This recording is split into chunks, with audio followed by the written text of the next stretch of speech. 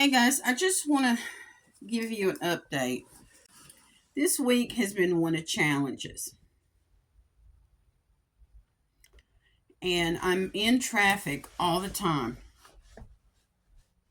I'm crossing my legs, and I don't have anything up here, but there might be something there eventually when I edit this.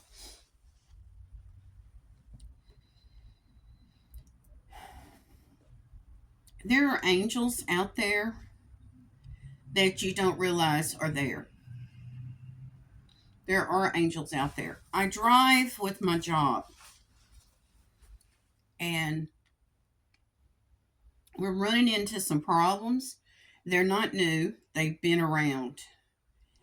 And as I talk to some people about this, we need to address the issues. I'm tired. Like I said, I worked today and I did a half a day because I haven't been able to get some things done that I needed to do. And I was like, okay, I just really need a half a day to take care of this. And it's part of living life. But getting out there on that road every day, it's a miracle any of us are alive. An absolute miracle. And when I say angels, there are people wearing bulletproof vests. They're wearing coats. They're wearing uniforms. They're wearing badges that everybody is scared to death of them. I'm not. I grew up with law enforcement in the family. A family member was a sheriff. And I grew up to respect the law. I was taught that. I was also taught that you remain silent. You have a decision to make. You remain silent until your attorney is present, or you can go ahead and speak all you want to. People are not doing that. They're not making wise decisions. They're speaking when they should be quiet, when they should wait until their attorney's present. They don't remember what they've even said, and they're doing things to get in that position where they're going to need an attorney. And they're going to be brought before a judge. You don't want to be in that position. You don't. You say, what in the world is going on? Well, it's the traffic. It's people driving without a license. They're saying, how can you do that? Well, they never had one. They never had a license, never took a test, don't have insurance. It doesn't really matter if you don't have insurance if you don't have a license. You're not legally driving without a license. So it doesn't matter if you have insurance or not. If you're driving someone else's vehicle without insurance on you, if you're not covered, well, that's another problem.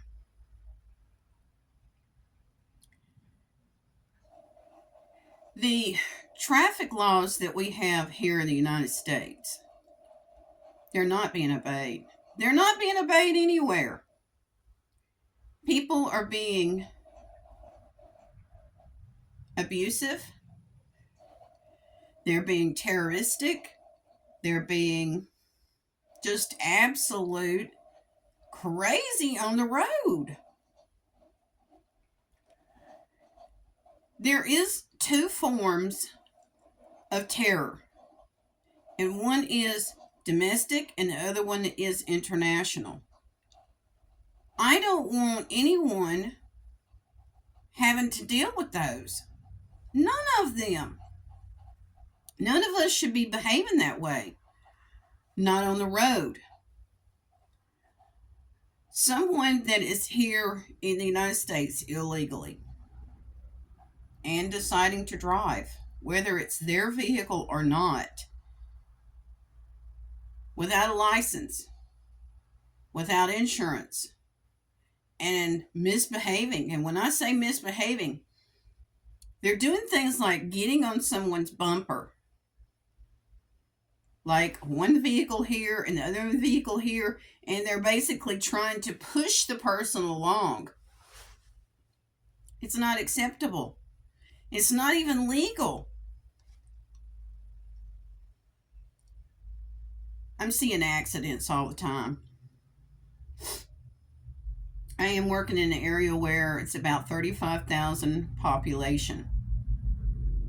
And it's a little bit bigger. It's not metropolitan. It is a bigger city. But I think it's 100,000 you had to have to be a metro. And this one is not. I don't know where these people are coming from. I don't know where they're going. I pray for law enforcement. I do. I pray for them. I pray for drivers. I pray for passengers. I pray for our judicial system where they have to make the right decision as to when someone is in an accident and there's a death involved. I pray that they make the right decision, that it's handled correctly. It's handled correctly from the time of the accident. When they review footage of any camera that's around, and it can be people driving by. It doesn't have to be just the signal light camera. Then the cameras that are taking pictures of all of us. It doesn't have to be just that. It can be a passenger in somebody else's vehicle. Maybe they're a tourist. Maybe they're just driving by and they saw it and they're like, oh my goodness. And they are a good steward and turn that in. We have too many people that are taking people's lives. They're not even thinking about their own. They're not thinking about their own life. I pray, like I said, I pray for people. In the area that I drive, they actually have a goose crossing, I believe it is. A goose crossing, like Mother Goose. A goose crossing area. And you have to let them cross the road. I haven't seen them in a while, but now we have Canadian geese. We have all kinds of, wildlife up here. And they do cross the road. There's a lot of carcasses on the road, and a carcass is something that has been hit by a vehicle, whether it's a big truck or an automobile. It's some kind of transportation, and the animal has gotten in the road. It's absolutely a beautiful area, but seeing that on the side of the road is a reminder that all of us need to slow down. We need to make sure our credentials are in order. Make sure that if you have a license, make sure the date is not expired. Make sure that you're attempting to follow the rules of the road.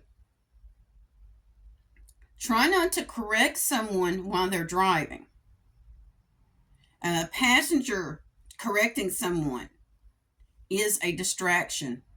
Passenger in the back seat correcting someone driving is a distraction. Children, I raised 3 children. They're adults now. They're dealing with children themselves.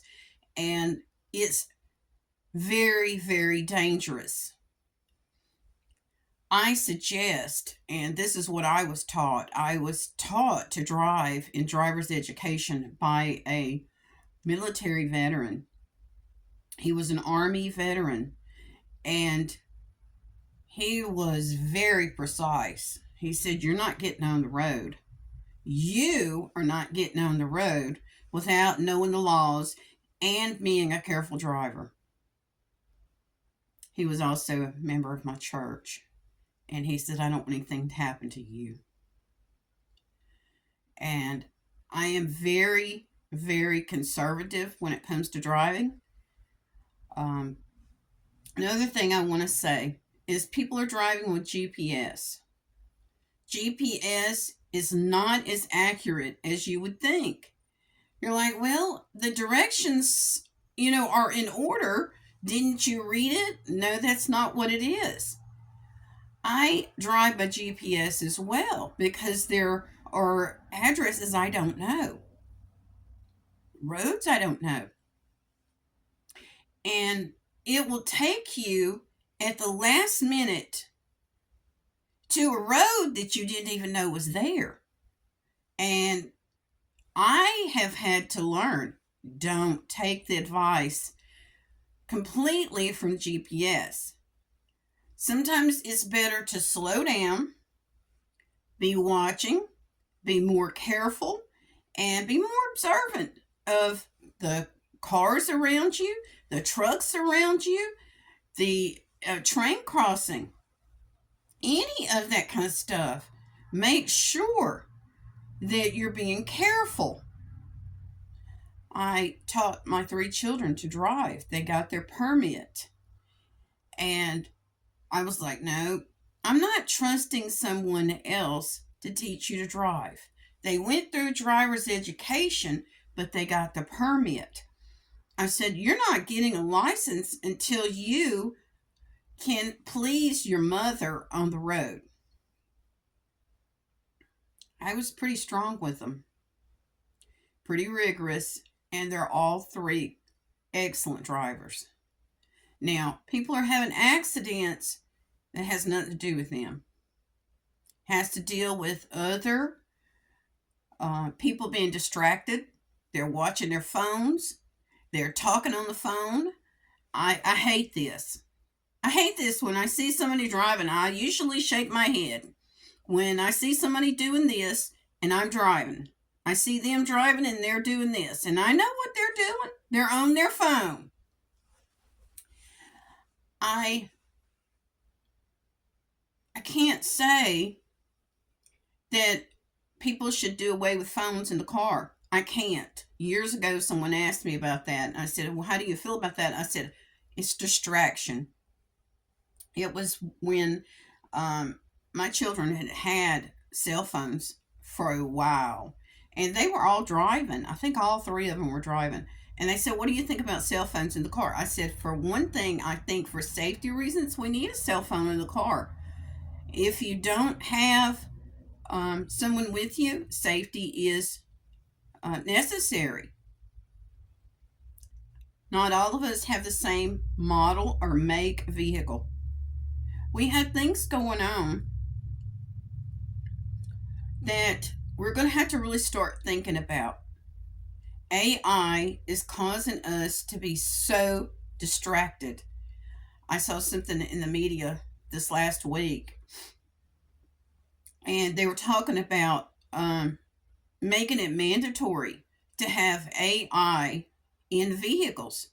AI watching for distractions, doing the facial stuff, saying how many times you reach down, you touch the whatever. You're doing this constantly, and you're doing this while you're driving. We were all taught not to be doing this. Not to be drinking your coffee, not to be drinking your soda, not to be drinking your water. I have seen, this is not even really funny, but I have seen people with a jug of water in their jug going up like this, and I'm like, how in the world do you drive? And they're not really driving. It's a wonder they haven't killed someone, but they might have. I don't know. I was going to show you something, but maybe it'll come back to me in just a second. Oh, I know what it was. They're so handy. They are so handy. I keep one in the car. When I get something, I usually, I keep it in the car at least so I can, when I get a break, I can have something to drink on my break. This is for a break. This is for a break. I keep it in the car. You can also wash your hands with it. You can also, I don't know, clean stuff out for your shoes if you step in something. It's nice to have something like this. And I do recycle. I don't know the solution to any of this. I had someone ask me one time, says, "What do you think about subways? Have you been on a subway?" I have been on a subway. I have. When we went to New York City, I went on the subway. They said, "Don't do that. Don't do that." I said, "I'm going to. There's some famous art down there, and I want to see it." I had been trained to go on the subway to see it. I knew where it was at. And yes, I got to see it. But I also knew that it was dangerous. That getting on and off, I've been to Atlanta and used the MARTA, I believe it is. I used that. I don't know if they even still have it there. I have been to so many football stadiums and stuff that, baseball games. We used different trams.